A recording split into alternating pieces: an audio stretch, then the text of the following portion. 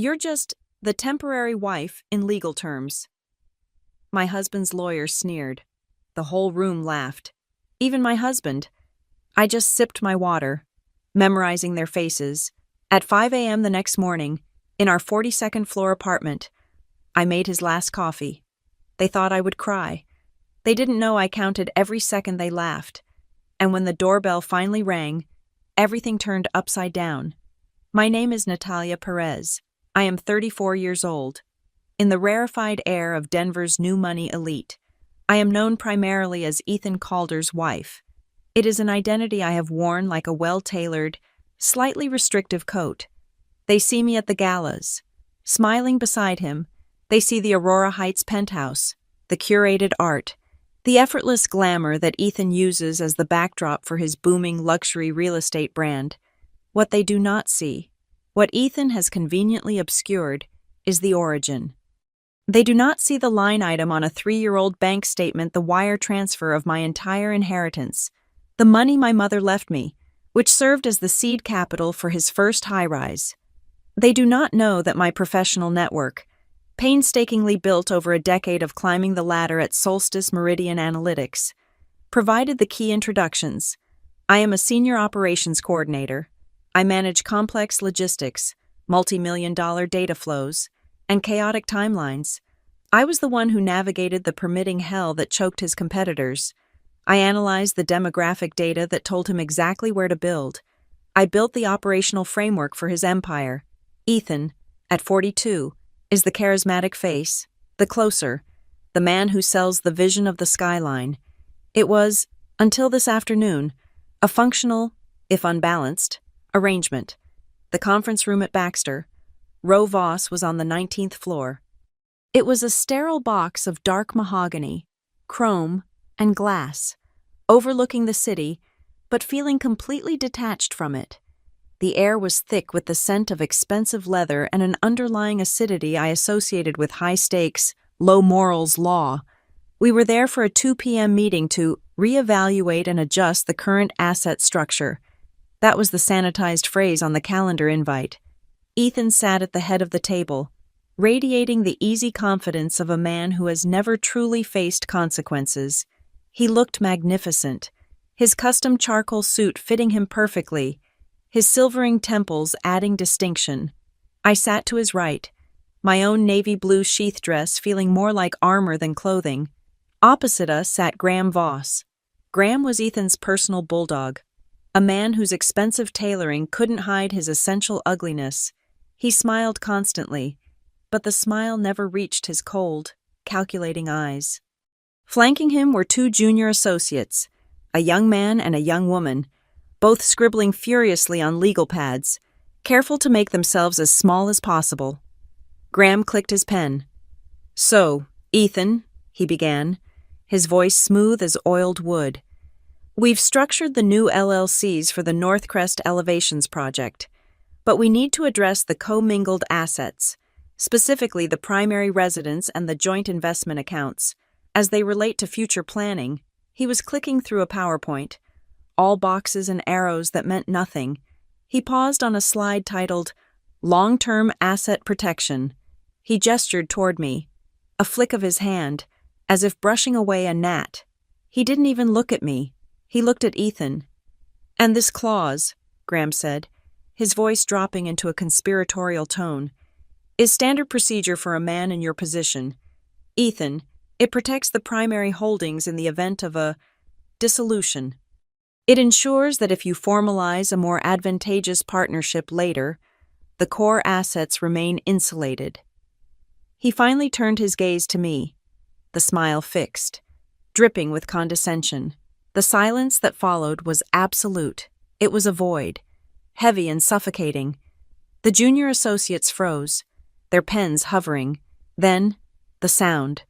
The young male associate coughed, a strangled noise that turned into a laugh.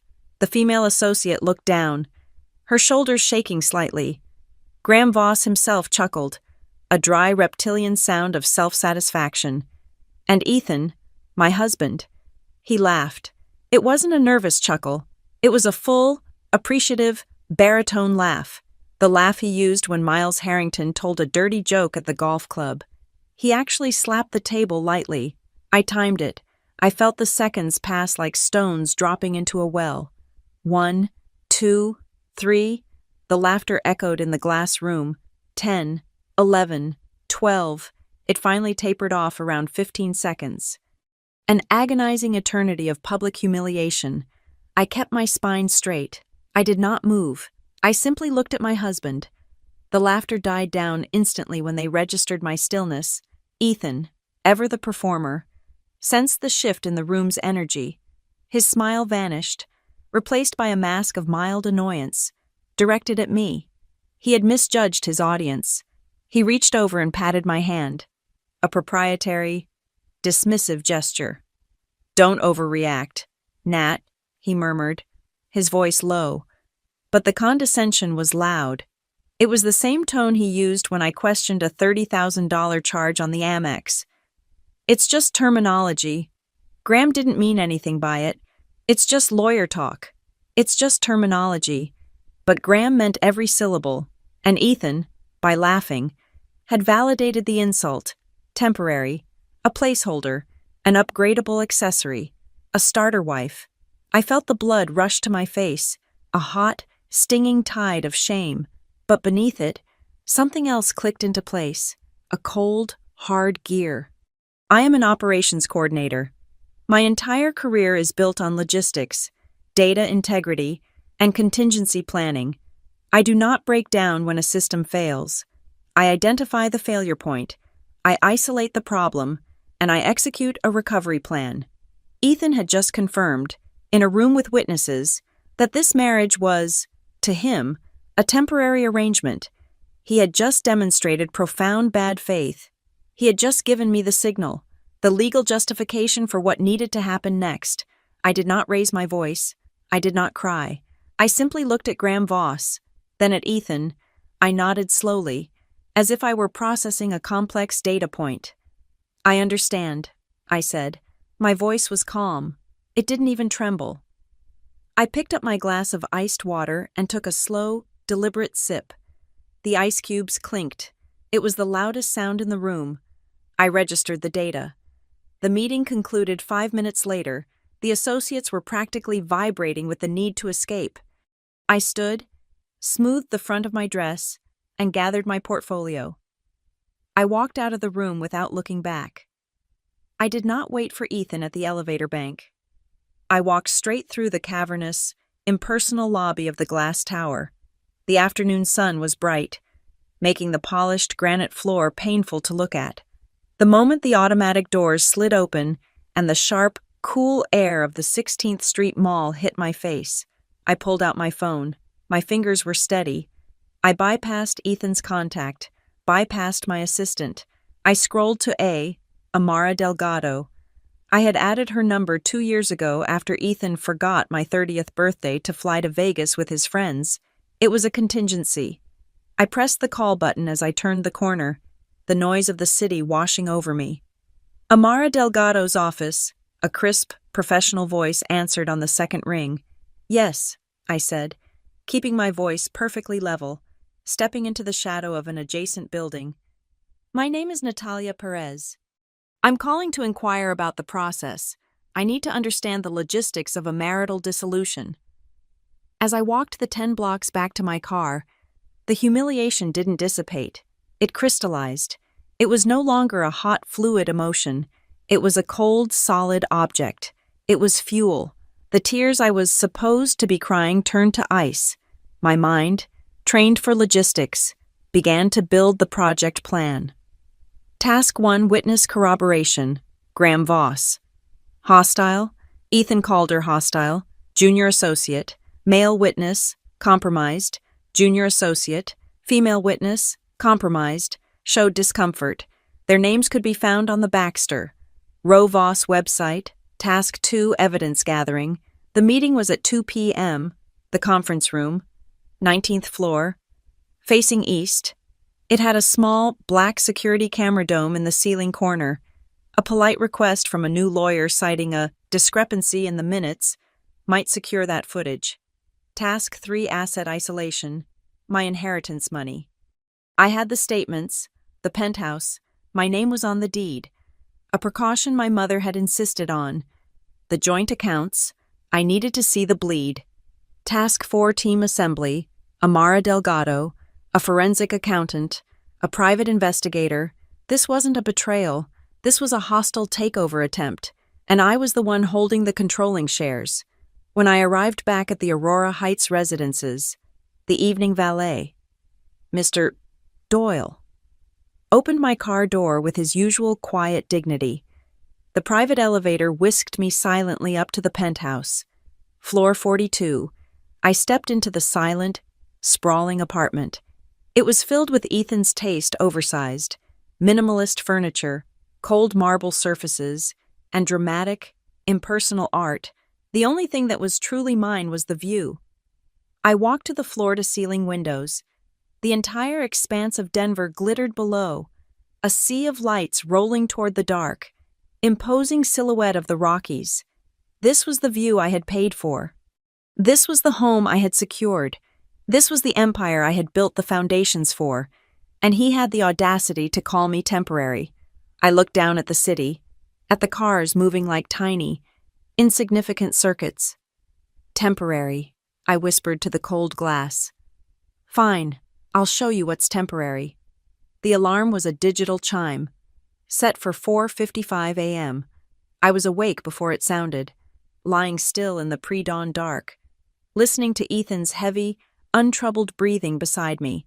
Yesterday's meeting. The laughter. The casual cruelty it hadn't cost him a moment of sleep.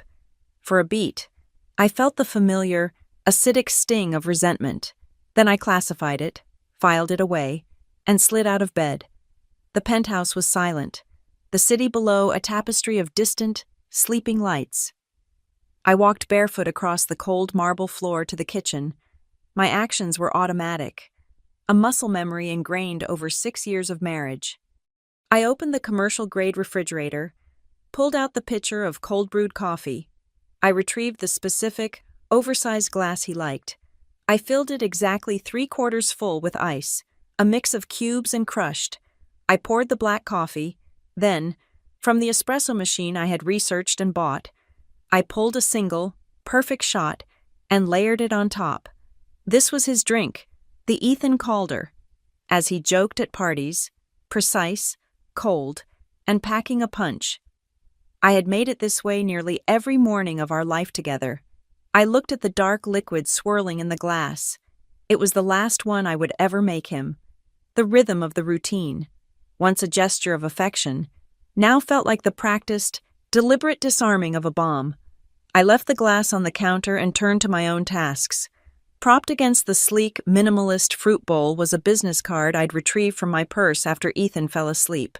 White, heavy cardstock, black, simple font, Lena Ortiz. Midnight Lock Security. 24/7 service, we get you in, we keep them out. I had called her at 11 p.m. from the guest bathroom, my voice a whisper, while I ran the faucet. She was booked for 10:45 p.m. tonight. Before the sun was even a rumor in the east, I was in the small, glass-walled office I maintained within the penthouse. I didn't turn on the lamps.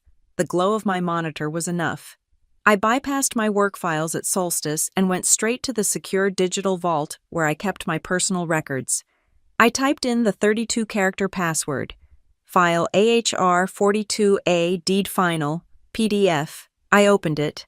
The legal language was dense, but the core facts were clear.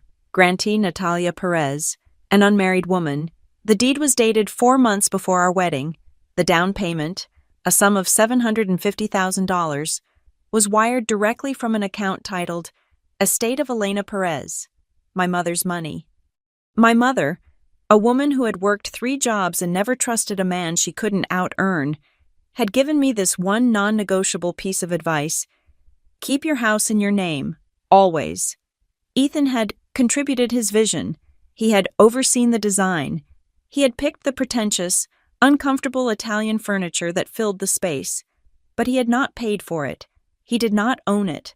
I was not the temporary wife in this apartment. I was the landlord. I heard the shower hiss to life in the master suite. He was awake.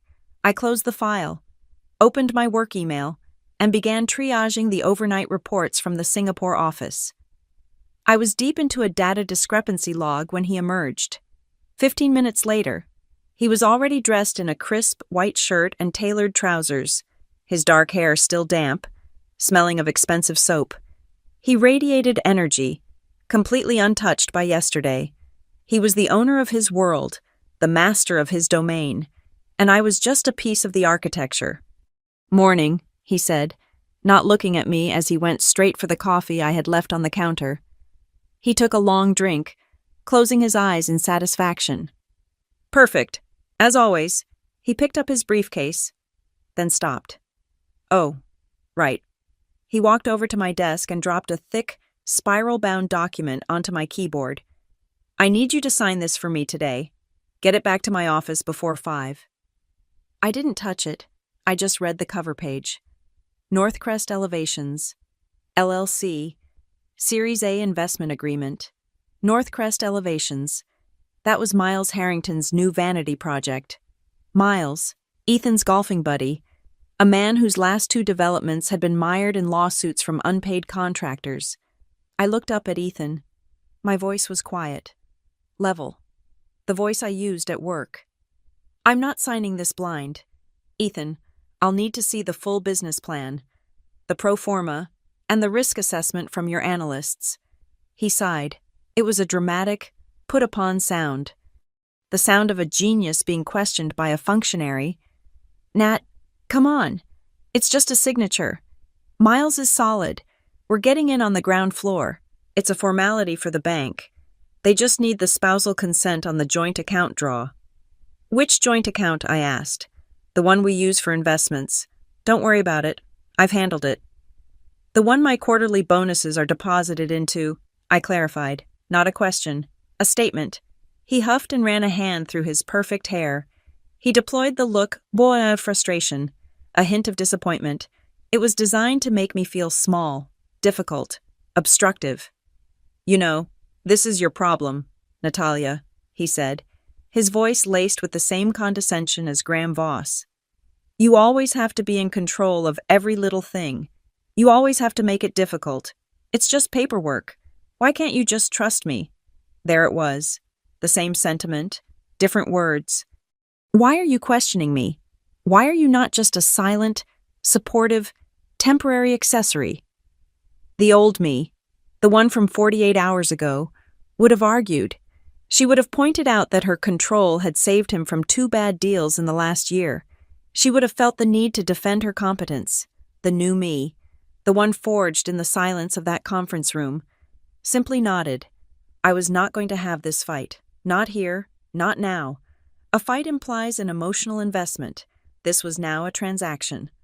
"I'm not signing it without the business plan," I said calmly. "I have a 9 a.m. call with the London team.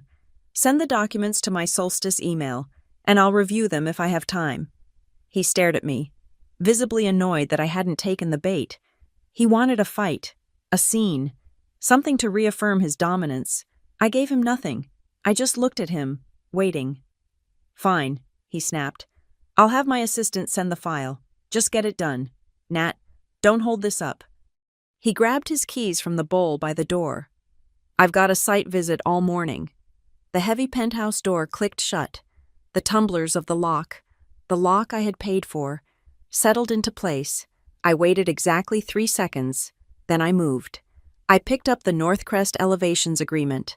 I opened my phone and, page by page, took crystal clear, high-resolution photos of the entire document. The signature page, the account numbers listed for the capital draw, the flimsy, 1-page summary that was supposed to pass for a prospectus. I opened a new email to Amara Delgado. Subject urgent. Meeting required today. Body. Amara, Natalia Perez. Yesterday was the catalyst.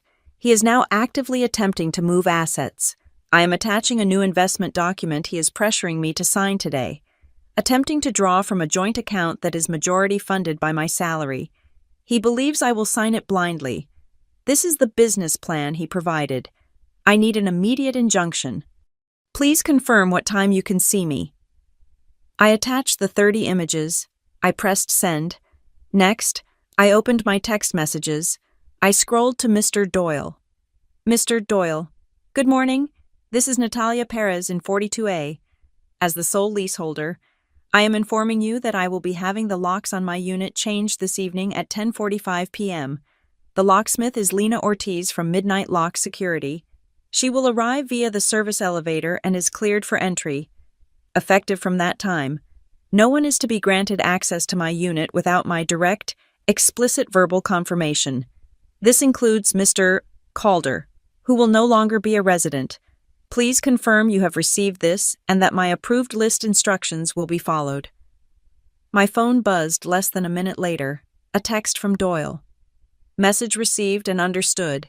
Ms. Perez, your instructions will be followed precisely. I am on duty until midnight. I felt a small, cold tremor of, not relief, resolve.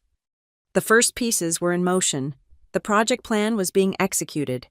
I stood up and walked into the enormous temperature-controlled walk-in closet. His side was a sea of dark suits, designer jeans, and shoes arranged with military precision. My side was a mix of my own power broker work attire and the softer, more feminine clothes Ethan preferred I wear in public. My hand automatically went to a hanger near the front, a dress in a stunning, deep cobalt blue. Silk. He loved this dress. He'd picked it out. He always said it made me look vibrant. He'd requested I wear it to a party this weekend. I stared at the dress, the color of a poisonous, beautiful dart frog. I remembered the way he'd smiled when Graham Voss called me temporary. I touched the soft, expensive fabric. Then, deliberately, I took the hanger. I walked to the very back of my section, past the seasonal storage, and pushed it deep into the rack of heavy winter coats. I turned back.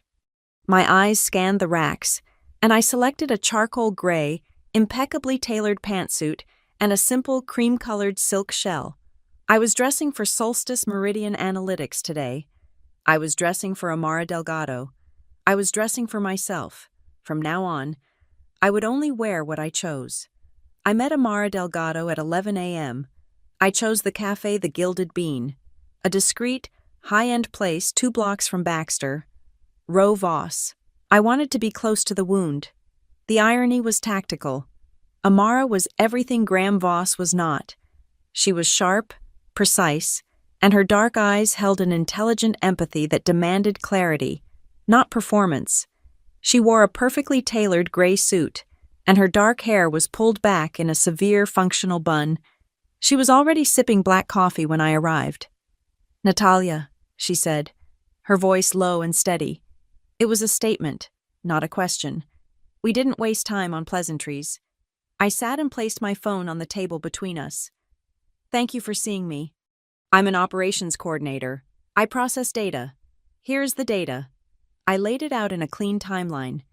Yesterday, at 2 p.m., at the offices of Baxter, Rowe, and Voss, we had a meeting to discuss asset restructuring. In that meeting, Ethan's lawyer, Graham Voss, referred to me as the temporary wife. He did this in front of my husband and 2 junior associates. Amara's expression didn't change, but her focus intensified. "And your husband's reaction?" "He laughed," I said. The word came out flat, sterile. "He said it was just terminology and told me not to overreact." "I see," Amara said. She took a sip of her coffee. "This morning, at approximately 7:30 a.m., I continued, he demanded I sign this." I pushed my phone across the table. The screen opened to the first image of the Northcrest Elevations Agreement. It's an investment in his friend's new LLC. He's attempting to draw capital from a joint investment account that is majority funded by my income. He refused to provide a business plan. He told me I was being difficult and needed to trust him. I let her swipe through the images, the signature pages, the account numbers. Finally, I said, "The penthouse at Aurora Heights, Unit 42A, is my sole and separate property. It was purchased with my inheritance, in my name only, 4 months prior to the marriage. He contributed to the interior design, but he does not own it." Amara finished swiping and pushed the phone back to me. She was quiet for a long moment, processing. "Natalia," she said, finally, her voice cutting through the cafe's quiet hum. "This isn't just an insult. What you experienced yesterday, a lawyer calling you that, with your husband's explicit consent, that is not terminology, that is a statement of intent. It is a legal admission of his state of mind. It establishes a pattern of profound bad faith. He does not view this marriage as a partnership. He views it as a vehicle he is about to trade in." She leaned forward. "This," she tapped my phone, "this investment document is the proof. He has moved from emotional dismissal to active financial extraction. The temporary wife comment is gold. It's the framework for everything. It's the motive. He's gotten arrogant. He's moving too fast. And he's getting sloppy." I felt the first real breath I had taken in 24 hours. She didn't just believe me. She had a strategy. "We file a temporary restraining order on all joint assets immediately," she said. "Today, citing this document, I'll have a forensic accountant on his business by tomorrow." I paid the bill in cash and left. I felt cold, but I also felt validated. The system was now in motion. When I returned to Aurora Heights, Mr. Doyle was at the main security desk. He gave me a brief, professional nod as I passed through the gates. "Ms. Perez," he said, his voice quiet. I stopped. He didn't look up from his monitor, but his next words were for me. "Your instructions for this evening are logged and confirmed. 10:45 p.m. I nodded. "Thank you. Mr. Doyle, if I may, Ms. Perez," he continued, still seemingly focused on his screen. "I also manage the service elevator logs." I waited. "It's just an operational observation. For the past 6 weeks, every Tuesday afternoon, usually around 2:15 p.m., a young blonde woman from Calder Urban Leasing takes the service elevator directly to the 42nd floor. She generally leaves around 4:30 p.m., also via the service elevator." The information landed like a block of ice in my stomach. Calder Urban Leasing, a subsidiary of his company, the service elevator, the one used by maintenance and catering, the one that bypassed the main lobby and its cameras, Tuesdays, his off-site strategy meeting day, the one that always ran until 5. "Thank you. Mr. Doyle," I said, my voice perfectly even. "That is useful operational data." He finally looked up, his eyes meeting mine. They were steady, respectful. I thought it might be, "I've been here a long time, Ms. Perez. I don't like it when residents use the freight elevator for their personal business. It's disrespectful to the building and to the staff." I took the private elevator up to my floor, as the doors opened onto the small, private lobby of the 42nd floor. The door to the unit opposite mine, 42B, opened. A woman I'd only seen in passing stood there. She was perhaps in her late 60s, with steel gray hair pulled into a severe, elegant chignon. She wore an expensive-looking navy blue cashmere robe. This was Judge Lorraine Mercer, retired. "Natalia, dear," she said. Her voice was like fine gravel, clear and strong. "You look like you've just received bad news and are about to do something about it. I've just brewed some jasmine tea. Please, come in." It was not a request. It was a summons. Her apartment was the mirror image of mine, but where mine was cold marble and minimalist voids, hers was warm. It was filled with dark wood, floor-to-ceiling bookshelves, and real art that had history. It smelled of old paper, lemon oil, and expensive tea. She poured 2 cups from a heavy iron pot. "I was a family court judge for 30 years. Natalia, I've seen every kind of dissolution this city has to offer, every flavor of marital betrayal." She handed me a cup. "Your husband is an arrogant fool." I stared at her. I don't know what you mean." "Please, child." She waved a hand. "I know who you are. I know who he is. And he thinks he's discreet. The service elevator. At 2:15 every Tuesday. An amateur move?" She motioned to her own kitchen. "My sink," she said. Has a perfect, unobstructed view of that utility exit. He might as well have sent up flares. She slid a small stack of photographs across the polished surface of her dining table. They were printed on glossy paper, not grainy phone pictures. These were taken with a real camera, with a zoom lens, a young blonde woman, pretty, wearing clothes that were too expensive for a leasing agent. She was stepping out of the service elevator. The digital timestamp in the corner was clear. Last Tuesday, 2:17 p.m., another photo, the same woman, waiting by the elevator, checking her phone. The timestamp 4:28 p.m. That girl, my dear, is not maintenance, Lorraine said, sipping her tea. Her name is Sloane Whitaker. She's in his company's leasing division. I saw her picture in that glossy newsletter he leaves in the mailroom, the one with his face on the cover. She set her cup down. And men that confident, Natalia, men who are that blindingly arrogant, they assume they control the locks. They never, ever expect their wives to be the ones to change them. He thinks he's the one in charge of this entire situation. A sudden, fierce, and unexpected sense of alliance washed over me. I looked at this older, wiser woman, who had seen it all and was now handing me the weapons I needed. Yesterday, I said, my voice low. His lawyer called me the temporary wife. In front of him, Lorraine's eyes, which had been analytical, turned to steel. Did he, well, Graham Voss just handed Amara Delgado a nuclear weapon. Of course she knew Amara. You'll need the building's security footage, dear, to corroborate how. Doyle, she said simply. He detests your husband. He thinks men like Ethan give the building a bad name. I left Lorraine's apartment 5 minutes later. The photos in my purse. I went back to my cold, silent home. I sat at my desk, the one Ethan had picked out, and opened my secure digital vault. I created a new, encrypted folder, project name Dissolution. I began to upload the data. Item 1. A high-resolution scan of the long-term asset protection slide from Graham's presentation, the slide that was on the screen when he said the words. Item 2. The photographs from Judge Mercer. Item 3. The images of the Northcrest Elevations Agreement.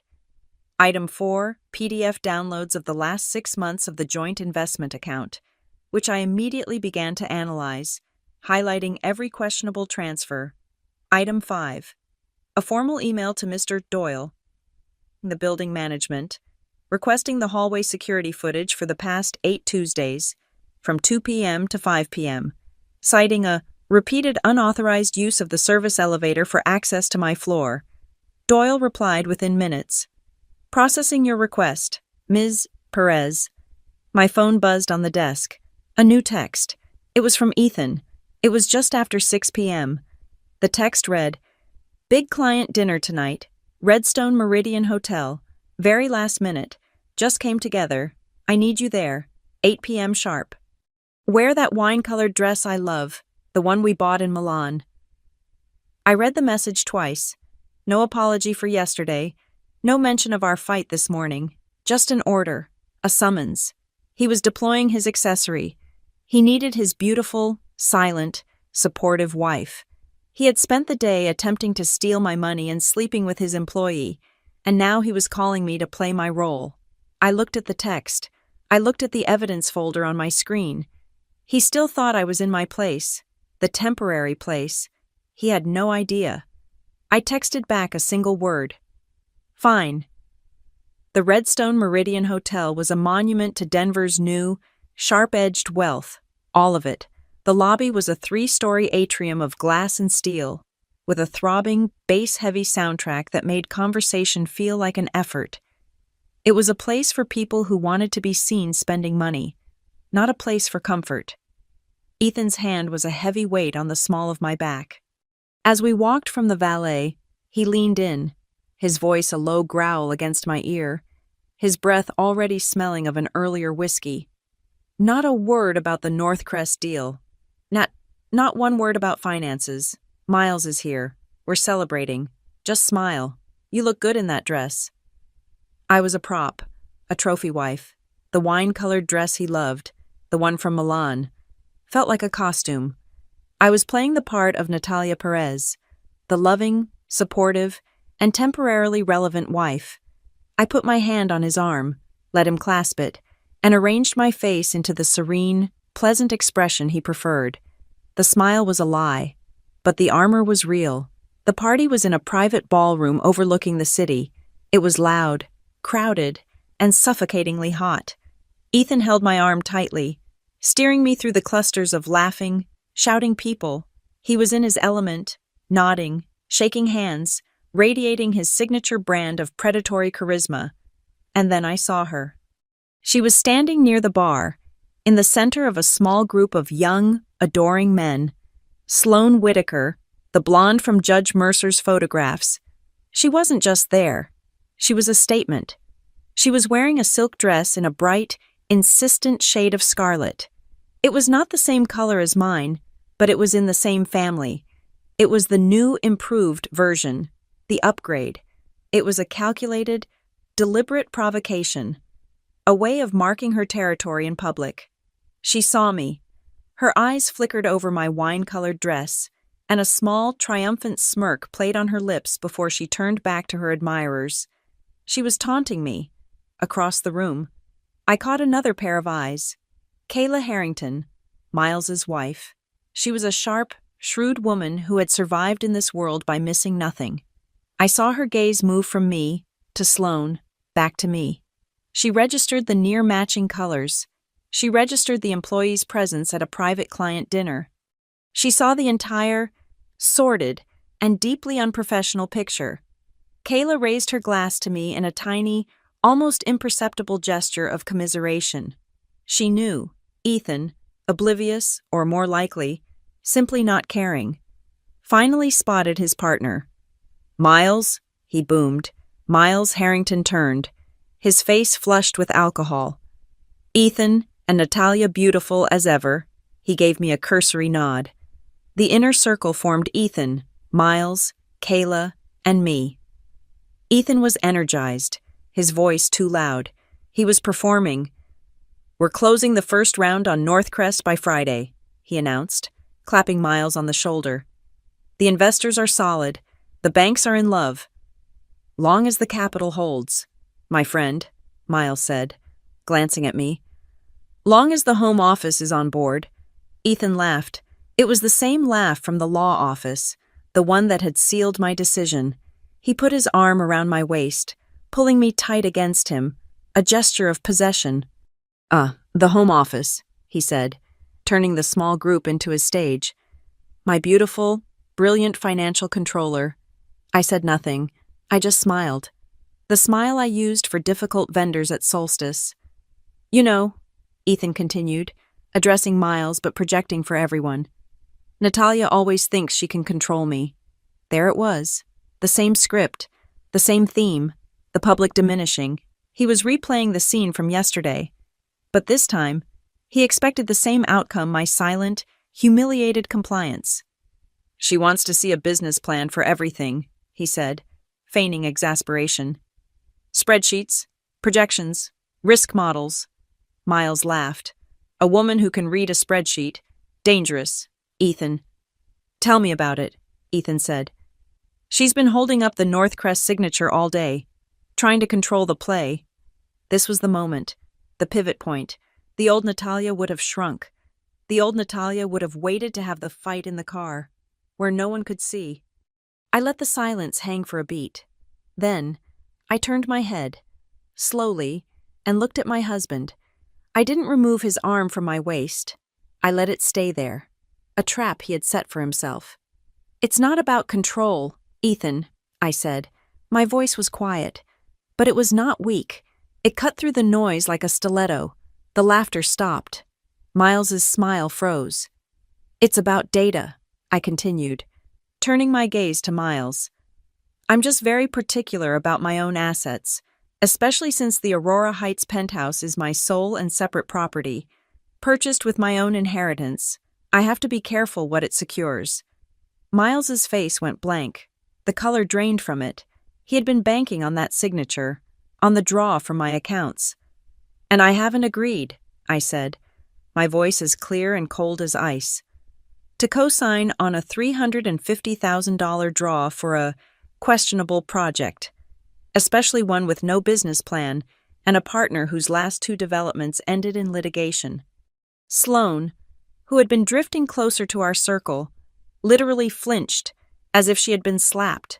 Her triumphant smirk was gone, replaced by a pale, round O of shock. The air in our little bubble was so thick you could have cut it. Ethan's arm was rigid around my waist, his fingers digging into my side. His face was a thundercloud of pure, murderous rage.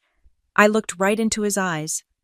"But I suppose I'm just the temporary wife," I said, my voice now light, almost conversational, as if sharing a charming anecdote. "I'm sure you'll find someone else who is willing to sign blindly. Isn't that right?" Kayla Harrington let out a small, strangled cough. Miles looked like he was going to be sick. Ethan was speechless, his jaw working. He had been publicly, surgically, and completely castrated. I didn't wait for his response. I gave the small, polite nod of a woman exiting a dull conversation. "If you'll excuse me," I said to Miles and Kayla, "I have an early morning." I gently but firmly detached Ethan's arm from my waist. I turned and walked away. I did not run. I walked, my posture perfect, my head held high. I could feel every eye in that room on my back. I walked through the deafening silence, through the lobby, and out into the cool night air. I handed the valet my ticket. I was standing by the curb when I heard his voice, tight with a rage that was almost vibrating. "Natalia." He strode out of the hotel doors, grabbing my arm just as my car pulled up. His grip was brutal. "What the hell was that? You just destroyed that deal. You humiliated me." I looked down at his fingers, white-knuckled on my arm. Then I looked up into his furious, handsome face. "No, Ethan," I said. "I just told the truth. You're the one who humiliated me, yesterday, at 2 p.m., at Baxter, Rowe, and Voss. Do you need the minutes?" I pulled my arm free. His power was in the illusion, and the illusion was now shattered. He was just a bully. I got into the driver's seat and started the engine. He was still standing there, his entire world tilting, his face a mask of disbelief and fury. I rolled the window down just an inch. He leaned in, ready to continue the assault.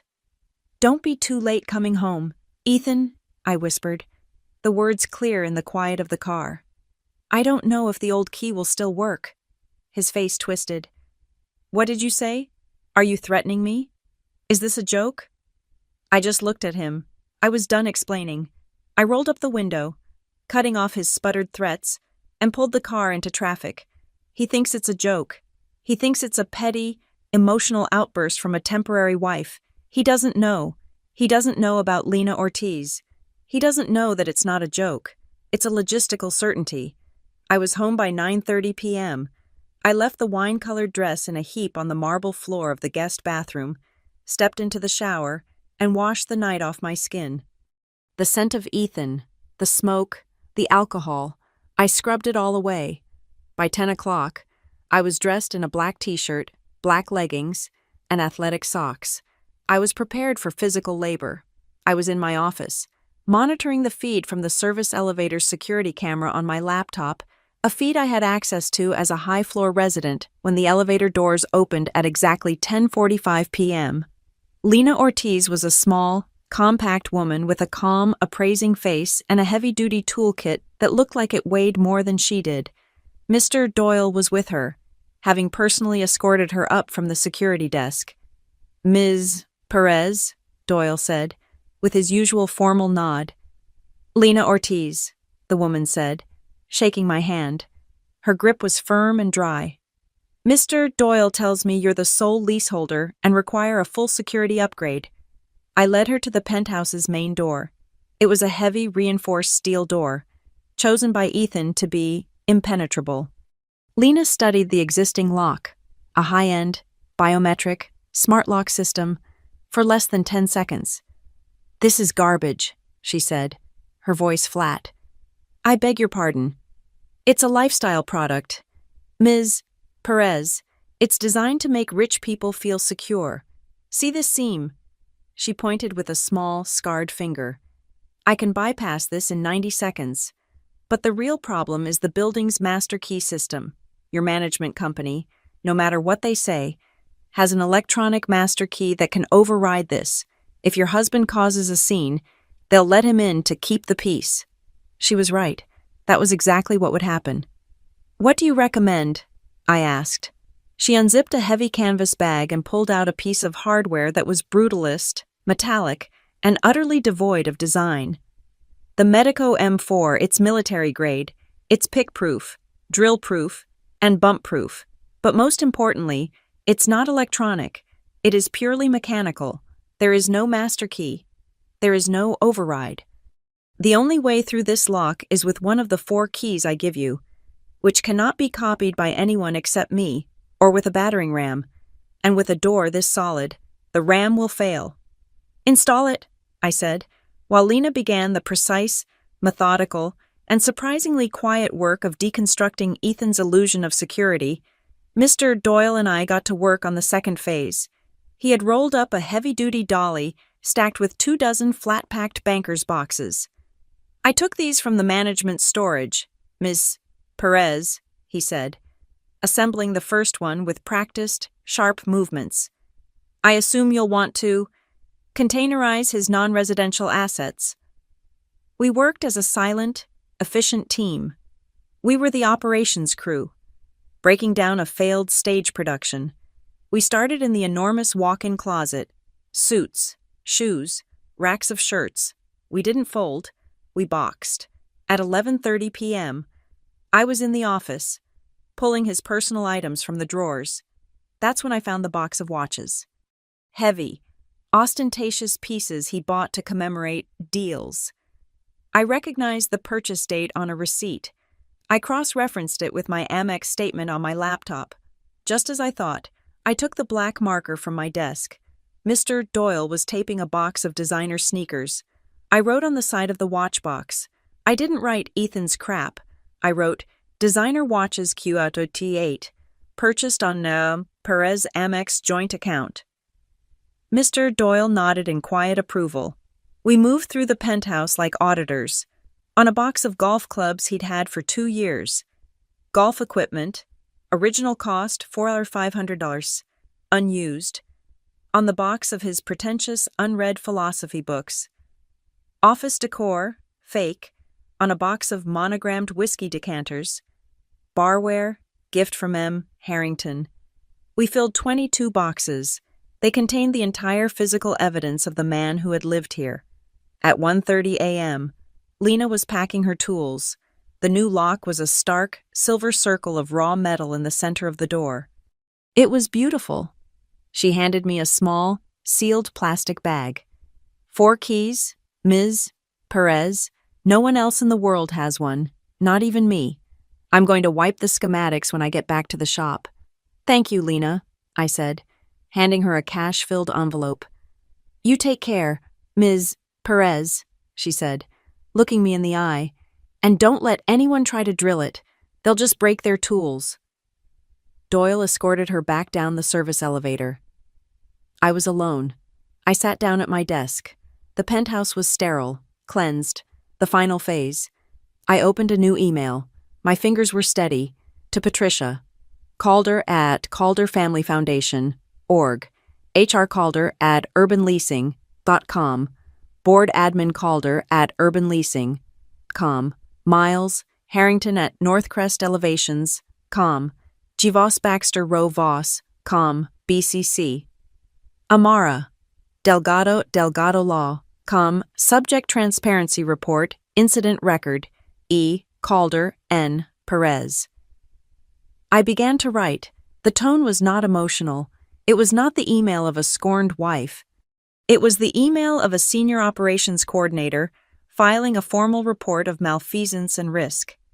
To all concerned parties, this email is being sent to ensure full transparency regarding a series of actions taken by Ethan Calder, which have created significant personal, financial, and potential corporate liability.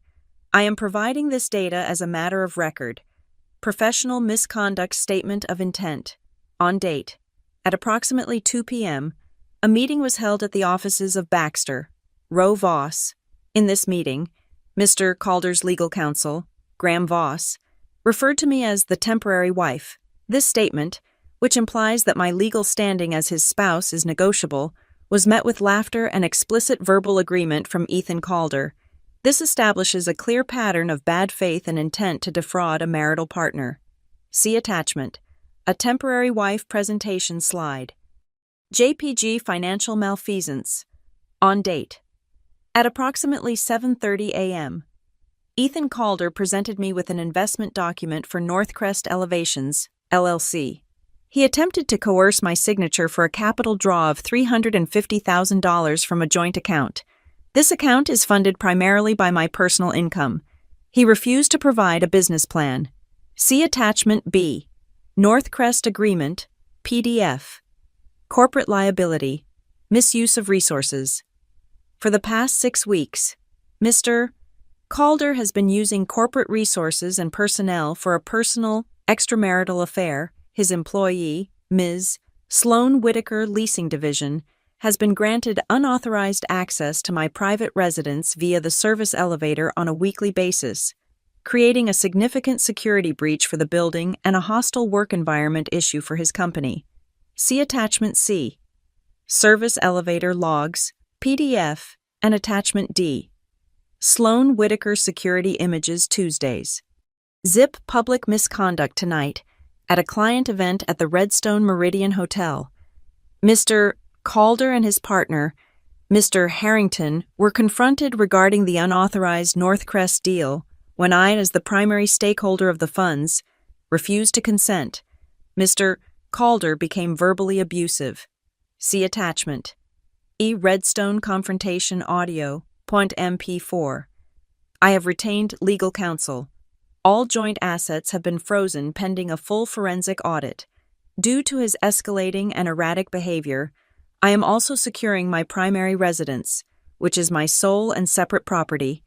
The door chime, soft and polite, rang. I looked at the camera. It was Lorraine Mercer, in her expensive cashmere robe, holding a cup of tea. I let her in. She walked past me and looked at my screen. She read the email. Good, she said. No, not good.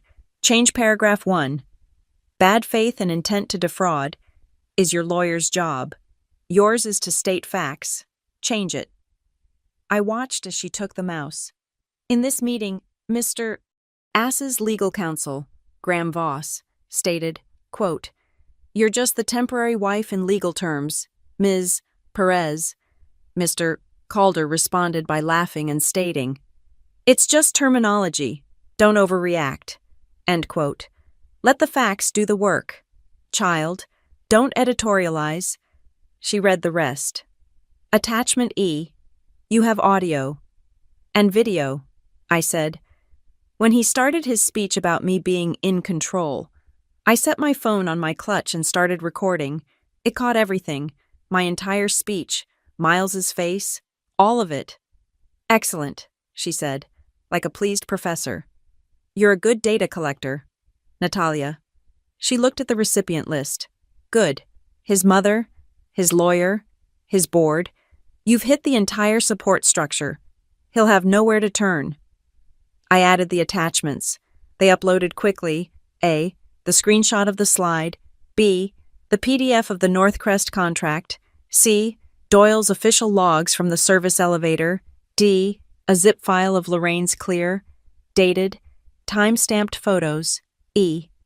The 30-second video file from the Redstone, perfectly clear, capturing the entire exchange. My finger hovered over the send button. No, I said. I clicked schedule send. I typed in the time. 2:15 a.m. He'll be at the door by then, I said. Drunk, angry from the party. He'll find the lock. He'll start making calls. And then, as he's standing in the hallway, his entire world will get the report. Lorraine Mercer smiled. It was a terrifying, beautiful sight. Good. Now, the final step. We walked to the door. I used the new key. The deadbolt slid home with the sound of a bank vault closing.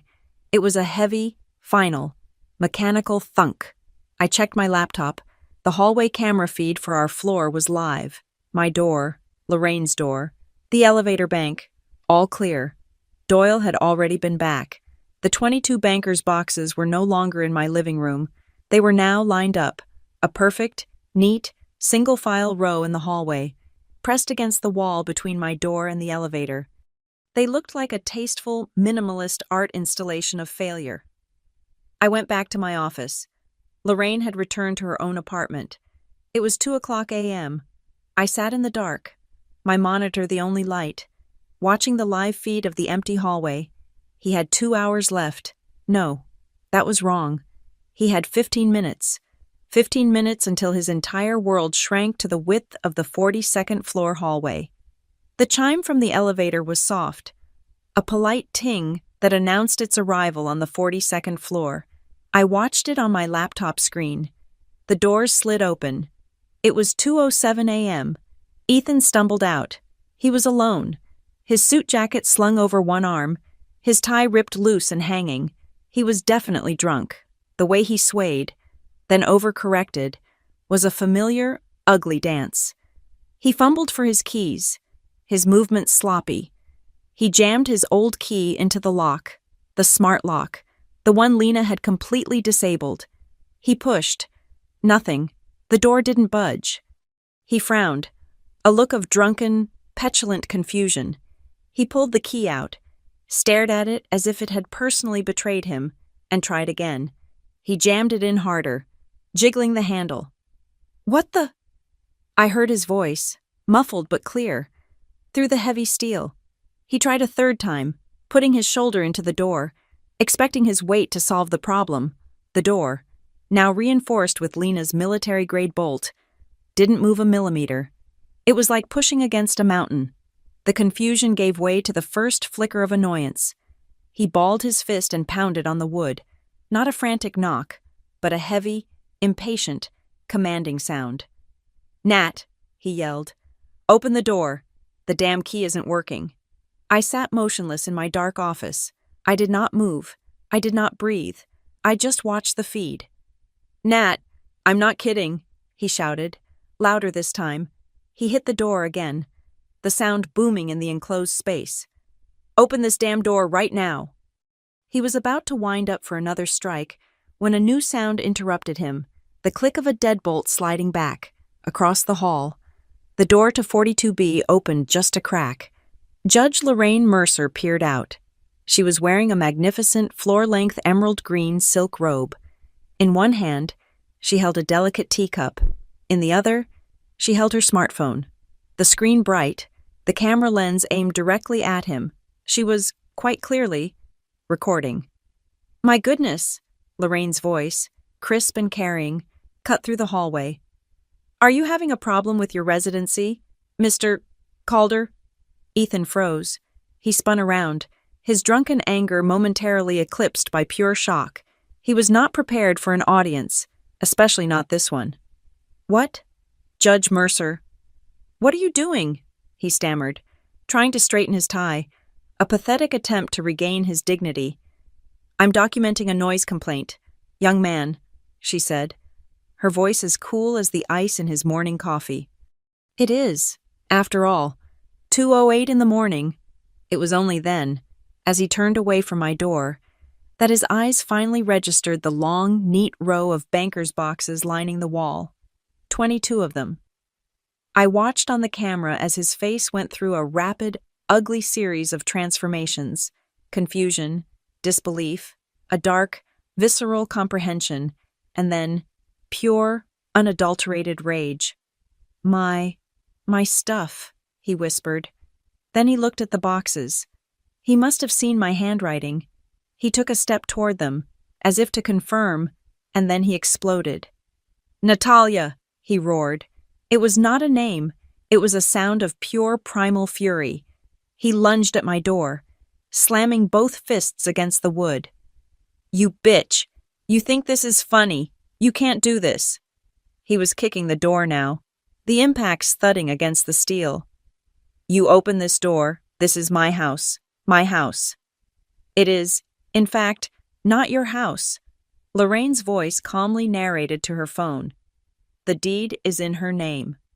A fact I am sure her lawyer will appreciate. Lawyer, Ethan spat, turning back to her, his face a mask of crimson. You want to talk about lawyers? I'll call my lawyer. I'll call Graham Voss. He'll have you arrested for this. He'll have her. He stopped, but he had already said the name. Graham Voss, the man who had called me temporary. I unmuted my own phone, which was resting on my desk. I pressed record. I didn't need the video. I had the hallway camera for that. I just needed the audio. Clear, loud, and undeniable. I placed my phone's speaker right against the interior of the door, allowing its microphone to pick up every word he was shouting on the other side. Graham Voss will end her, Ethan bellowed, his voice now being captured on 2 separate devices. Hill, this is illegal. This is abandonment. I believe the legal term you're searching for, Mr. Calder, is eviction, Lorraine supplied helpfully, and it seems to be proceeding beautifully. Shut up, you old... I wouldn't finish that sentence, son, a new voice said. It was deep, calm, and carried absolute authority. The stairwell door, just past the elevator bank, opened. Mr. Doyle stepped into the hallway. He was in his full pressed security uniform, and he was not alone. 2 other uniformed guards, younger and much larger, stood behind him.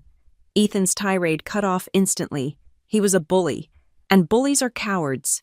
He deflated, the rage momentarily replaced by the panicked look of a man caught. Mr. Calder, Doyle said, his voice level, but with an edge of steel. You are creating a disturbance. The residents of this floor have complained. Doyle, Ethan said, attempting to shift into his master of the universe tone, but it just came out as a desperate whine. Thank God. My wife, Natalia, she's had some kind of breakdown. She locked me out. She's thrown my things into the hall. You need to use the master key and open that door. Doyle didn't move. He just looked at Ethan. Sir, per building regulations, we cannot use a master key against the express wishes of the primary leaseholder. What are you talking about? I am the leaseholder. I am afraid that is incorrect, sir, Doyle said, as if reading a report. The lease for Unit 42A and all associated riders are in the name of Ms. Natalia Perez, exclusively. She is the sole resident of record. Ethan stared at him. That's a lie. That's paperwork. We're married. The building's legal agreements, sir, are not paperwork. Ms. Perez informed us this evening that she was changing the locks and that you were no longer a resident. These items, he gestured to the boxes, are your personal property, which she has asked us to hold for you in storage. If you'll calm down, we can move them downstairs for you. Calm down. Ethan's voice was rising to a hysterical shriek. You're all in on this. You and her and this old... He was cut off. Not by a voice, by a vibration, a sharp, insistent buzzing. I watched on the camera. Ethan's hand went to his pocket. He pulled out his phone. The screen was bright. He was getting a call. No, not a call. A notification. And another. And another. His phone was lighting up like a Christmas tree, buzzing and chiming in his hand. A flurry of alerts. I looked at the clock on my computer. 2:15 a.m. On the dot. The email was out. The transparency report. The attachments. The video. The audio. The photos of Sloan. The Northcrest contract. The temporary wife slide. It was all landing. In the inbox of his mother. In the inbox of his lawyer, Graham Voss. In the inboxes of the entire board of directors. In the inbox of Miles Harrington. In the inbox of the HR department at Calder Urban Leasing. Ethan stared at his phone, his face, which had been red with rage, slowly draining of all color. He went from red to white to a sick, pale, greenish gray. The blood literally left his face, leaving a clammy, terrified shell. He swiped at his screen, his drunken fingers struggling to unlock it. He must have seen the subject line. He must have seen the sender. He must have seen the first few lines of the report. His mouth opened. No sound came out. He looked up, his eyes, wild and terrified, finding the black, impassive lens of the hallway security camera. He knew, in that moment, that I was watching. He looked from the camera, to his phone, to the impassive face of Mr. Doyle, to the new, unbreachable lock on the door. He was trapped. Lorraine Mercer, having filmed the entire, beautiful downfall, lowered her phone. She took a delicate sip from her teacup. She looked at the broken, trembling man standing amidst the ruins of his life, boxed up neatly beside him. "You called her temporary, Ethan," Lorraine said, her voice clear in the sudden, tomb-like silence of the hallway. "She just decided to follow your legal advice. It seems this door is temporarily closed to you, indefinitely." I slept for 3 hours. It was a deep, dreamless, efficient sleep. At 5:30 a.m., I was up. I made coffee for myself, in my own kitchen. The apartment was profoundly silent. There was no heavy breathing, no expectation, no trace of him. It was just mine. I was in my office, dressed in my Solstice Meridian Analytics pantsuit, reviewing the data feeds from the London Exchange when my phone rang at 7:01 a.m. The caller ID was Patricia Calder, his mother. I let it ring 3 times, took a sip of my coffee, and then answered. "Hello, Patricia." "Natalia." "Oh, my God. Natalia, is that you?" Her voice was a high, frantic wail. Patricia, a woman who prided herself on her icy, old-money composure, was completely hysterical. "The girl, that email. That awful email. I just saw it. It arrived in the middle of the night. Tell me it's not true. Tell me this is some horrible mistake." "Which part did you feel was a mistake, Patricia?" I asked. My voice was calm. I was an operations coordinator handling a panicked client. The girl, the pictures, the service elevator, your home, and Graham Voss, that repulsive little man, temporary wife. He said that in front of Ethan." "Yes, he did," I said. And Ethan laughed. There was a sharp, strangled intake of breath on the other end. The Calder family, for all their new money, was obsessed with the appearance of dignity. Graham's comment wasn't just an insult to me. It was a public declaration that Ethan's marriage was a sham. It was an insult to the Calder name. It was, in Patricia's eyes, deeply, unforgivably low class. That animal," she hissed, and for the first time, I knew she wasn't talking about me. To let a paid employee speak that way, to his wife, in his own home. "Oh, Natalia, I am so sorry. He has brought this trash to our doorstep. What do you need? What can I do?" "I've already done it, Patricia," I said. "I just wanted to make sure the family had all the relevant data." Yes, of course. The data. My God." She was silent for a moment. He's not with you, is he?" "No," I said. "His things are in building storage. He is no longer a resident at this address. I have to go. Patricia, I have a 9 a.m. call." I hung up before she could start crying again. One pillar of his support structure gone. My phone buzzed 10 minutes later. It was a new number, but the email that followed was from the corporate domain of Calder Urban Leasing. The call was from HR. I let it go to voicemail. The email was enough. Subject: urgent confirmation required. Incident report. "Dear Ms. Perez, this is Alan Davies, Head of Human Resources at Calder Urban Leasing. We have received your email from this morning, including the attached files. We take all allegations regarding workplace safety and employee conduct very seriously. We would like to schedule a time to speak with you to verify the contents of Attachment E, the video file, and discuss the conduct of Ms. Sloan Whitaker and Mr. Ethan Calder, as it pertains to the creation of what you have termed A significant security breach and a hostile work environment issue. Please advise on your availability. My lips curved in a small, cold smile. I had not emailed them as a scorned wife. I had emailed them as a corporate officer, a senior operations coordinator at Solstice reporting misconduct.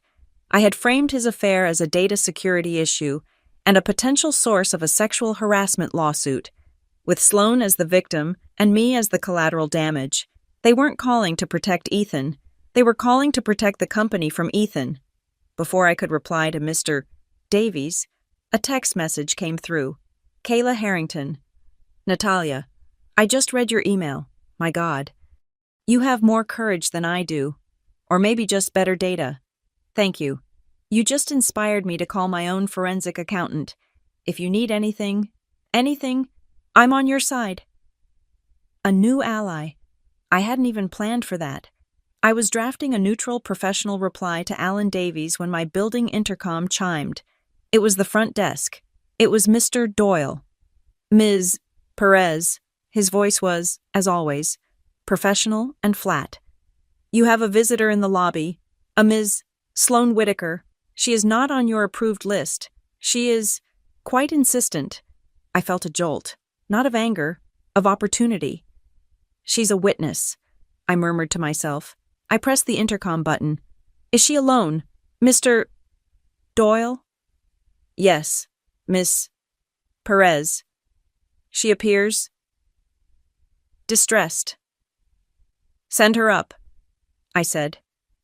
One-time authorization, but please, remain by the elevator on my floor until she is inside my unit. Understood. Less than 2 minutes later, my new high-security deadbolt clicked. I opened the door. Sloan Whitaker was a wreck. She was not the triumphant, smirking girl from the party. She was wearing yesterday's clothes, a crumpled t-shirt and jeans, not a power red dress. Her blonde hair was a tangled mess, and her eyes were red and swollen, her mascara running in black tracks down her pale face. She was, in a word, terrifying. She looked at the 22 boxes, now gone, that had lined the hallway. She looked at the new lock on my door. She looked at me, standing calm and composed in my work suit. Ms. Perez, she whispered. Her voice was thin and reedy. Come in. Sloan? I said. I stepped back. Mr. Doyle gave a single, curt nod from the elevator bank and stepped back inside. Sloan walked into the enormous penthouse, her eyes wide with a kind of dazed horror. She was seeing, for the first time, what she had been trying to help destroy. She was seeing what she had been promised. He said this was just, she stammered, looking at the art, the view, the sheer scale of the place. Sit down, I said, gesturing to the uncomfortable Italian sofa. I did not sit. I stood. I was in my office. She was the one being interviewed. She collapsed onto the sofa and burst into the ugliest, most pathetic sobs I had ever witnessed. It was a complete emotional system failure. I waited. I did not offer her water. I did not offer her a tissue. I simply waited for her to provide a usable data point. He fired me, she finally wailed, her words thick with tears. I got the email from HR. That email. Your email. It went to everyone. Everyone. He called me at 5 a.m., screaming. He said I ruined him. He said you ruined him, I asked, my voice cutting into her hysteria. That's interesting. What did he say before that? Sloan, what did he tell you about me? She looked up at me, her face a crumpled, tear-stained mess. He said you were separated. He said it was over. He said you were just a wife on paper, a formality. A wife on paper. A temporary wife. The script was consistent. He said, she choked out, that you were just living here, that the apartment was his, but that you were just holding on to it. He said you were the wife on paper to hold the apartment. That's what he called you. He said you were cold, that you were all about your job, that he was in love with me. I almost pitied her. She was a line item, an expendable, emotional, and very stupid resource. And you believed him, I stated. Yes, she cried. He was going to leave you. He was going to. We were going to. You were going to what? Sloane signed the Northcrest Elevations Agreement, the one from yesterday. Her head snapped up. The tears stopped, replaced by a flicker of pure, animal panic. How did you know about that?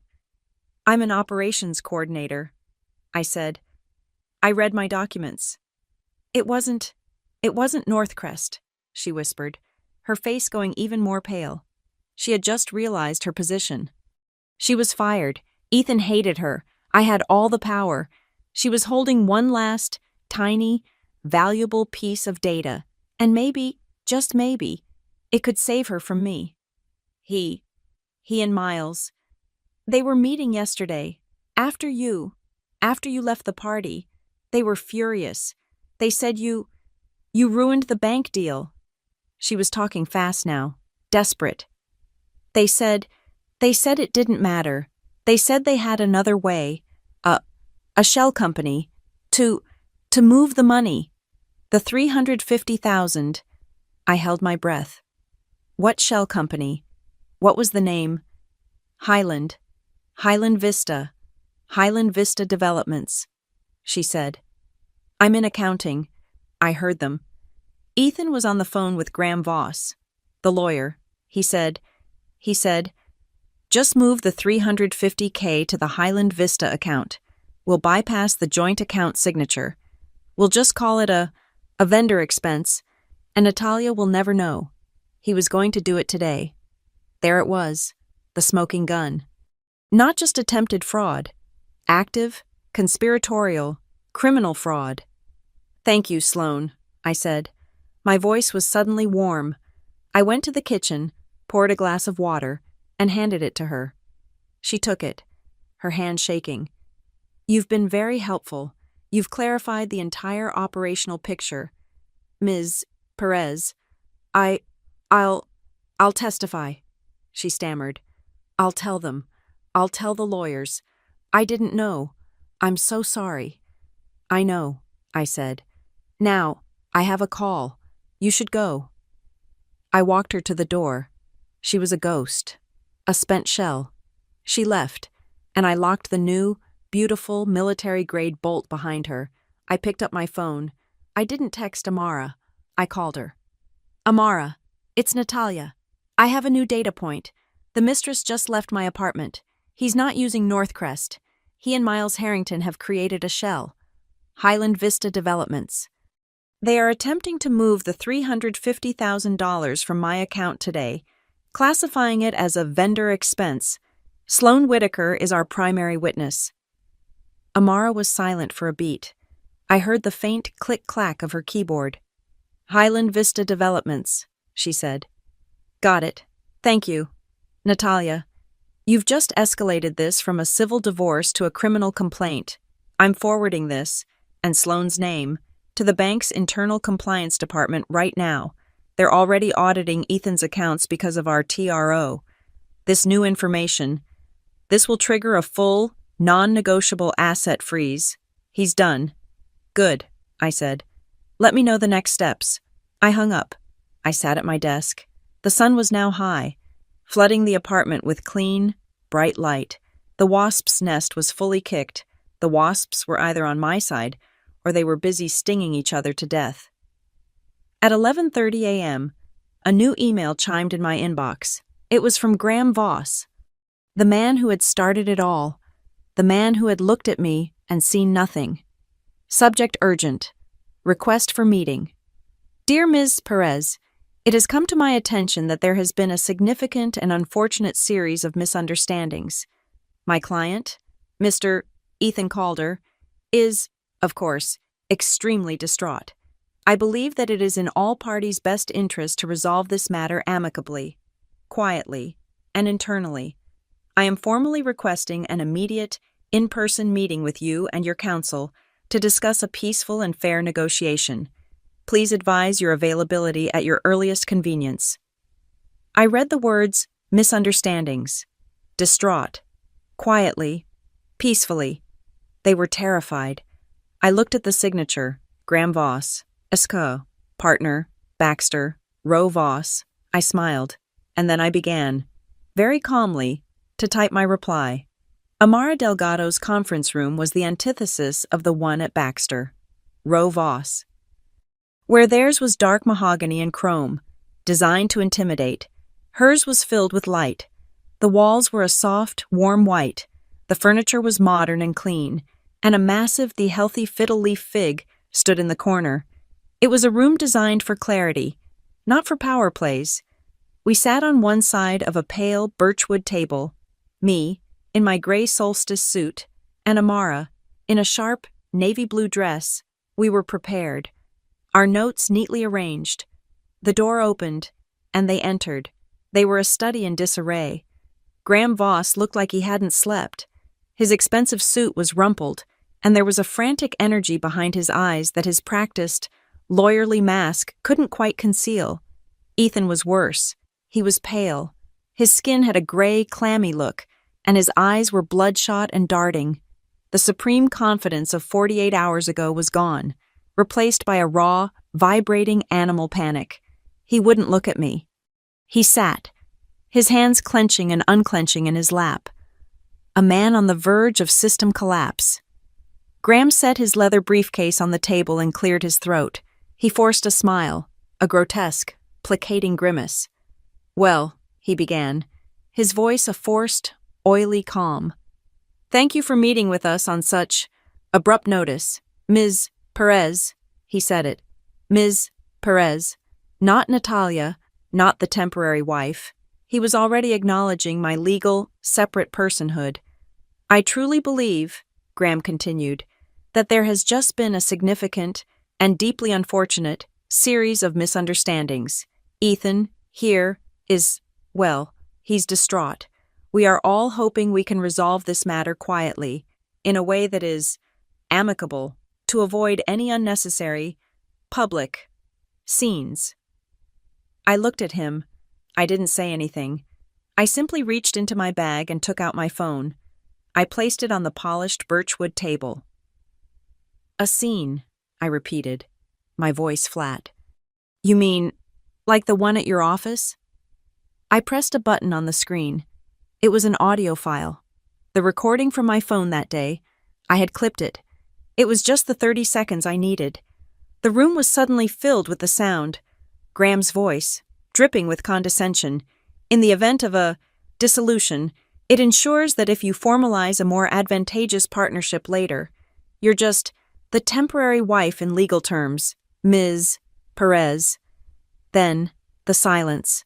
And then, the explosion of laughter, the male associate, Graham's own dry chuckle, and loudest of all, clear as a bell, Ethan's full-throated, appreciative, baritone laugh. I let it play. All 15 seconds of it. I pressed stop. The silence that rushed back in was absolute. Ethan, who had been staring at his hands, jerked his head up. His face was ashen. Graham Voss looked like I had just physically struck him. I leaned forward. You still want to talk about avoiding a scene, Graham? Graham was speechless. He opened his mouth, but no sound came out. Amara took that as her cue. She was not a litigator. She was a surgeon. She opened a simple, thin file. Let's dispense with the pretense of misunderstanding, gentlemen, she said, her voice crisp and cool. Here is the data, as my client would say. 1. The property at Aurora Heights, Unit 42A, is the sole and separate property of Natalia Perez. It is not, and has never been, a marital asset. Mr. Calder is, as of 2:07 a.m. this morning, a trespasser. 2.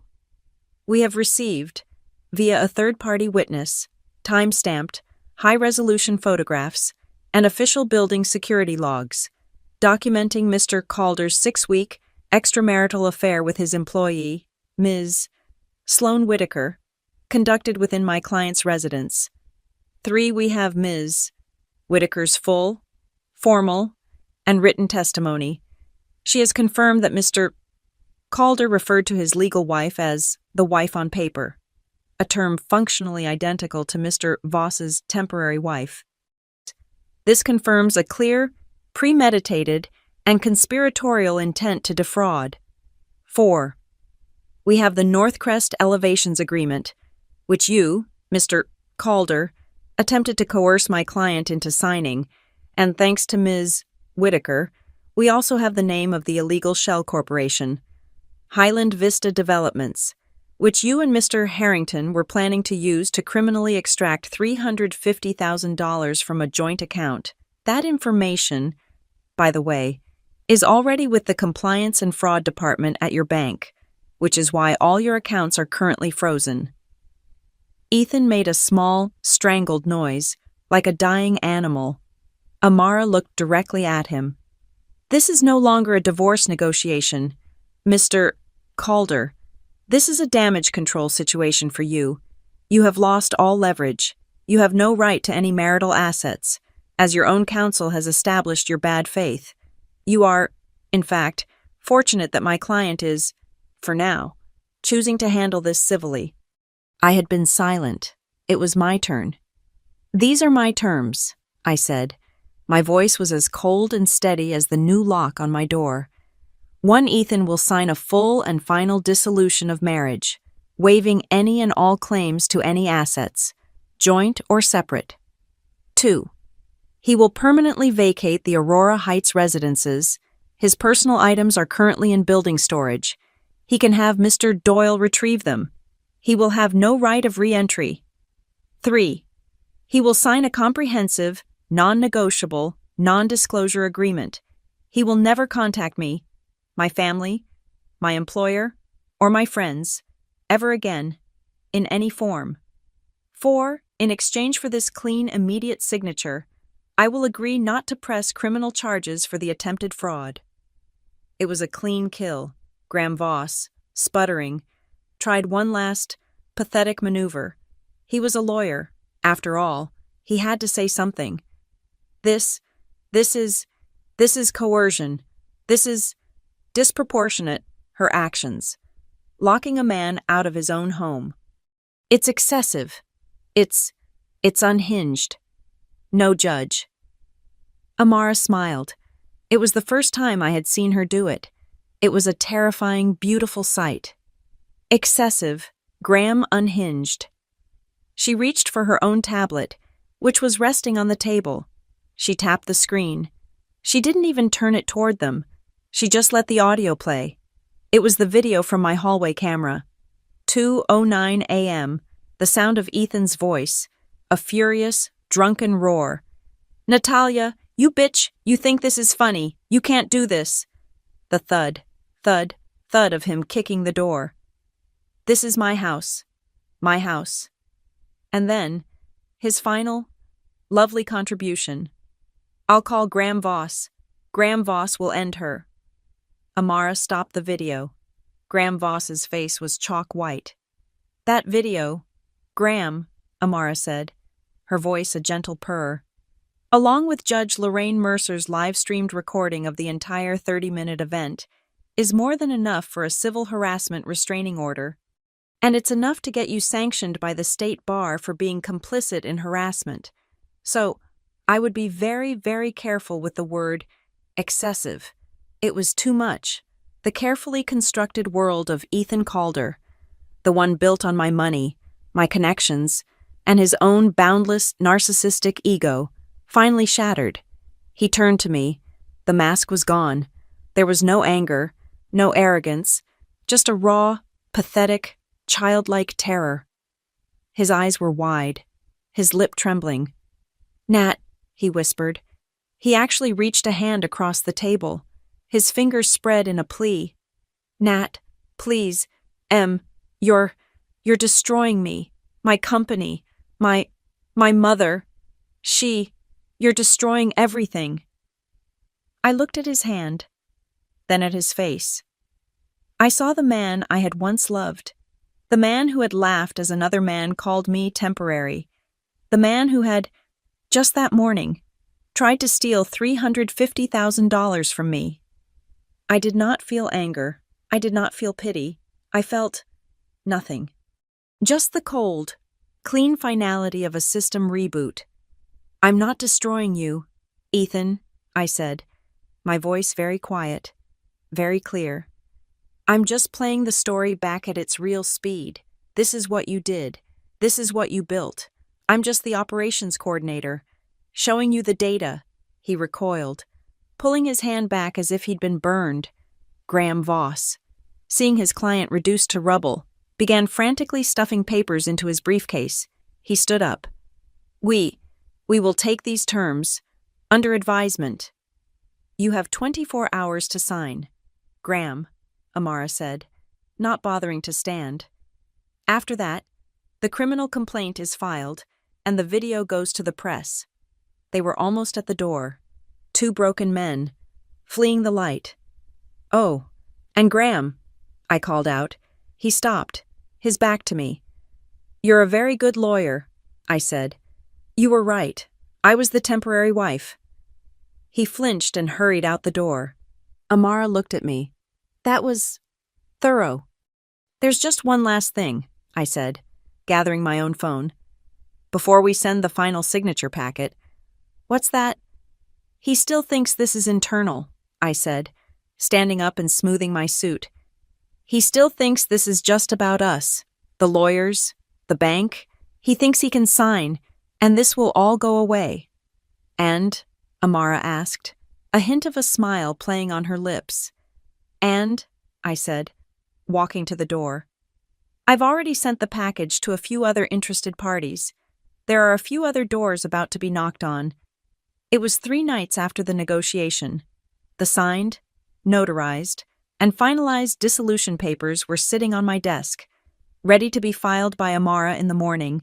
Ethan had signed everything, the NDA, the waiver of assets, the agreement to never contact me again. He had capitulated completely. It was, by all measures, over, which is why I agreed to go to the party. Lorraine Mercer and the Aurora Heights Residence Board hosted a quarterly vertical community reception on the rooftop terrace.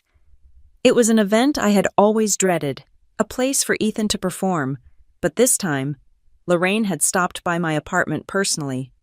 You must come, Natalia, she had insisted, her voice like iron. The building is unsettled. They require reassurance. They need to see who is actually in residence at 42A. It's time to show them you own the view. Dear. It was a stage, a final, public declaration. I did not wear the wine-colored dress or the cobalt blue. I chose a dress I had bought myself, one he had never seen, one he would have hated. It was a severe, architectural, floor-length sheath of ivory white. It was not the color of a victim or a wife.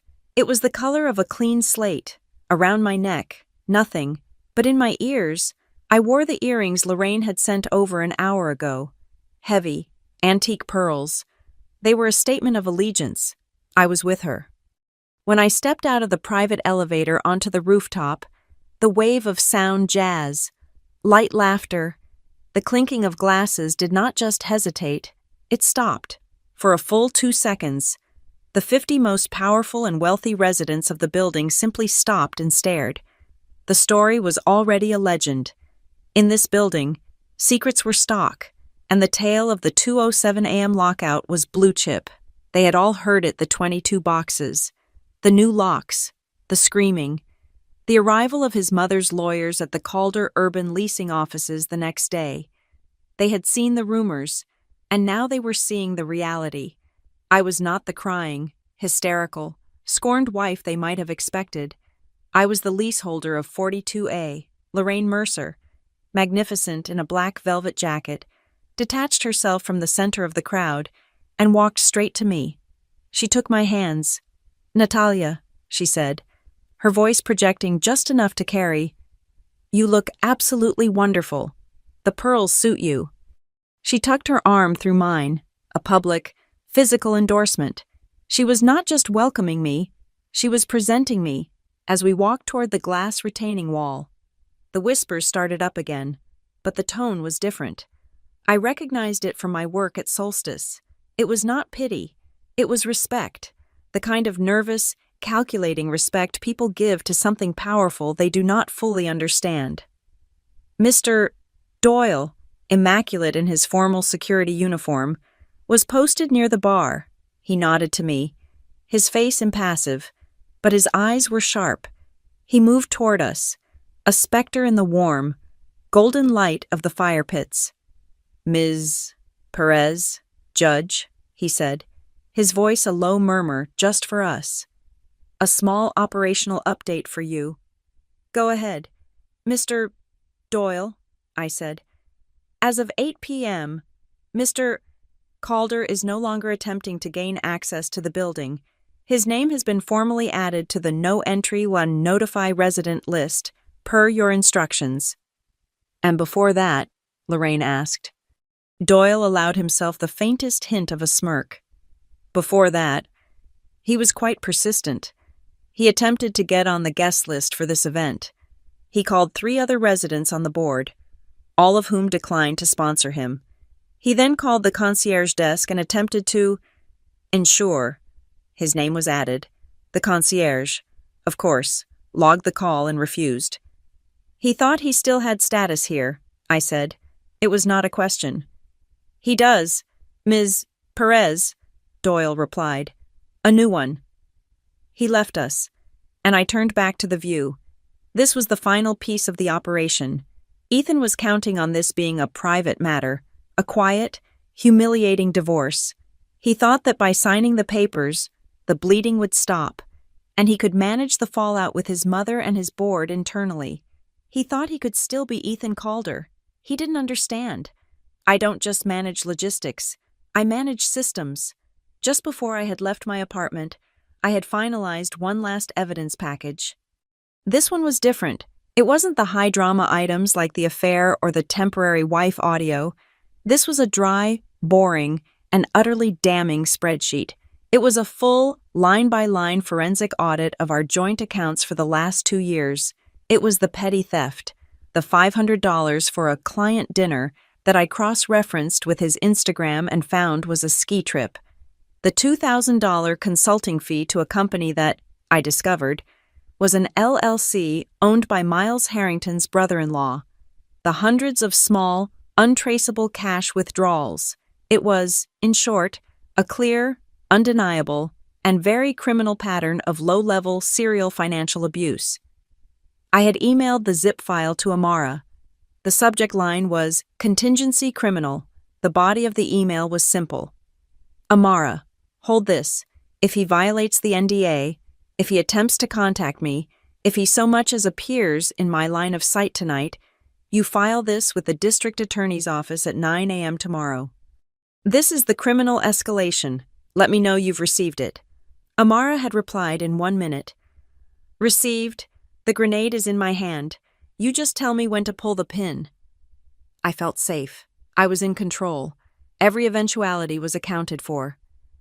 As I was standing there, a server approached me with a small, flat package. "Ms. Perez, this was delivered to the front desk for you." I took it. It was a small, cream-colored envelope. I opened it. It was not a legal document. It was a card. Inside, a bouquet of massive, pristine white orchids had arrived in the lobby. The card was on Patricia Calder's thick, personal stationery. Her handwriting was a sharp, angry script. "You should have been the only wife he ever had. If he had any sense of respect, you are more of a Calder than he is. Do not let them forget that." His own mother, the final pillar. I tucked the card into my clutch. I looked out over the glittering expanse of Denver, the same view I had stared at from my penthouse window. The night the words, "temporary wife," were ringing in my ears, the shame had been a physical weight then, a hot, suffocating presence. Now, standing on the roof, surrounded by the warm lights and the quiet whispers, I felt nothing of the kind. The humiliation was gone, burned away like a fever. It had been processed, categorized, and filed as data. The data had prompted a plan. The plan had been executed. The shame was not mine. It was his. I had just transferred the asset. I was standing there, fully, finally, in control. And right at that moment, From the center of the terrace, I heard the sound that cut through everything, the soft, clear ding of the private elevator, announcing its arrival at the rooftop. The stainless steel doors were sliding open. The elevator chime cut through the jazz. It was the sound I had been waiting for. The stainless steel doors slid open. It wasn't a guest. It was a confrontation. Ethan stood there, his face pale but set in a mask of forced, defiant confidence. He was trying to project his old self, the man who owned every room he entered, and beside him, looking smaller and infinitely more worried, was Graham Voss, the man who had started it all. They took 2 steps onto the terrace. Mr. Doyle, who had moved to the elevator bank the moment he heard the chime, stepped directly into their path. His body language was polite, but it was also an absolute barrier. "Gentlemen," Doyle's voice was flat, "I'm afraid your names are not on the guest list for this evening." Graham, the lawyer, stepped forward, attempting to puff himself up. "There must be a mistake. I am Graham Voss, Mr. Calder's legal counsel. We are here to speak with Ms. Perez, privately." Ethan, falling back on his old, useless currency, tried to override him. "Doyle, don't be ridiculous," he snapped, his voice a little too high. "I am the former owner of Unit 42A. This is my building." "No, sir," Doyle said, not moving. "You are the former occupant. Ms. Perez is the owner, and you are not on her list." The crowd, which had been pretending not to watch, was now openly staring. The music seemed to fade. This was the show.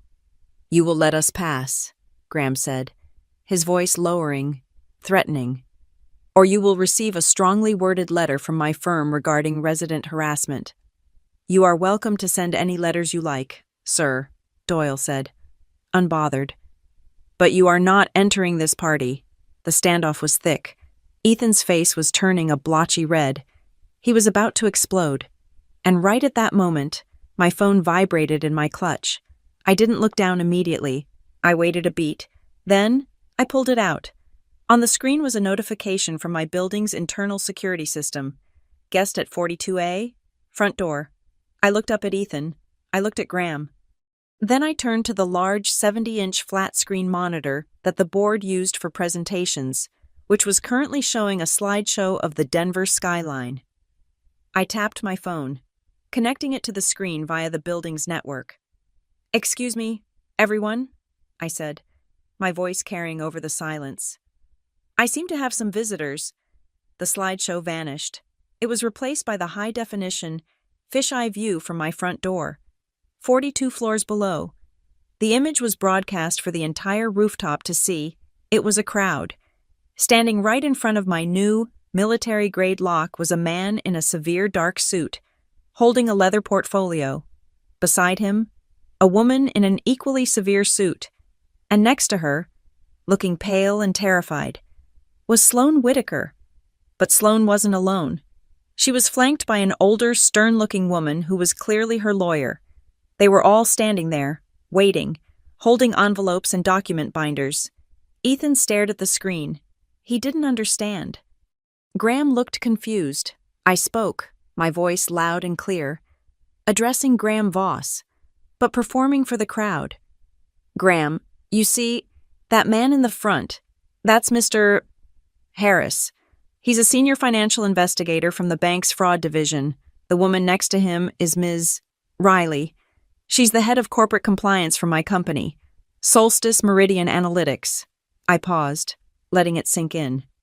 "You see, when I discovered my husband was trying to use my professional accounts to commit fraud, I, as a senior employee, had a duty to report the compliance breach. They're here to deliver the formal findings, and of course, to serve Mr. Calder, who they seem to have expected. Here." I turned to Graham, my face a mask of polite inquiry. "You called me the temporary wife. Graham, a placeholder, a legal term for someone, irrelevant, but here is my question." I gestured to the screen, where the team of investigators and lawyers stood waiting. "If I'm so temporary, why are they all at my door? They seem to be looking for the legal, permanent wife." the one whose signature actually matters, the one whose assets he tried to steal. They seem to think I'm the one they need to talk to.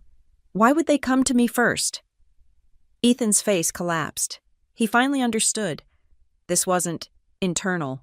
This wasn't a divorce. I hadn't just reported him to Amara. I had reported him to the bank. I had reported him to my company. I had escalated this out of the civil sphere and into the corporate and criminal ones. His peaceful, quiet signing meant nothing. The data was already out. Before Ethan could even find a word, Lorraine Mercer stepped forward, her voice ringing with the authority of a judge delivering a verdict. On behalf of the Aurora Heights Residence Board, she announced, and in light of new information regarding the persistent attempts to disturb our community, we are formally revoking all future guest privileges for Mr. Ethan Calder, stemming from his harassment of a resident at 2:07 a.m. It was a public execution. He was officially banished. Graham Voss looked like he was going to be sick. He opened his mouth to protest, to say harassment was too strong a word, but as he did, his own phone chimed, a loud, insistent email notification. He pulled it out, his hands shaking. He read the screen. I knew what it was. I had scheduled it for this exact moment. It was the BCC from Amara, a copy of the formal complaint she had just filed with the State Bar Association, citing Graham's temporary wife comment, his complicity in the Highland Vista fraud, and his attempt to intimidate a witness. He looked up from his phone, his eyes wide with pure, undiluted terror. He wasn't looking at Ethan. He was looking at me. He finally understood. You don't joke with the operations coordinator. He hadn't just messed with the wrong wife. He had messed with the wrong professional. Get them out, Lorraine said quietly to Doyle. Doyle and the other two guards stepped forward. Gentlemen, this way. Ethan was broken. He was a shell. He didn't resist. He let them turn him around as he was being escorted, humiliated, past the silent, staring crowd. The monitor on the wall, still streaming from my phone, played out the final, perfect scene. Down on the 42nd floor, Sloane Whitaker, in front of the investigator and her own lawyer, burst into tears. She looked directly into the camera, as if it were a confessional. I'm so sorry, Ms.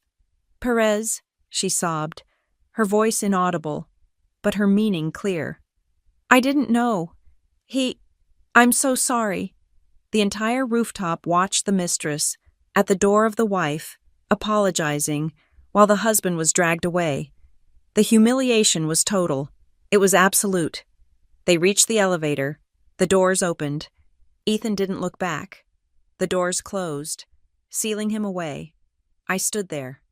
I turned my attention from the elevator back to the screen. The team of investigators was still waiting patiently.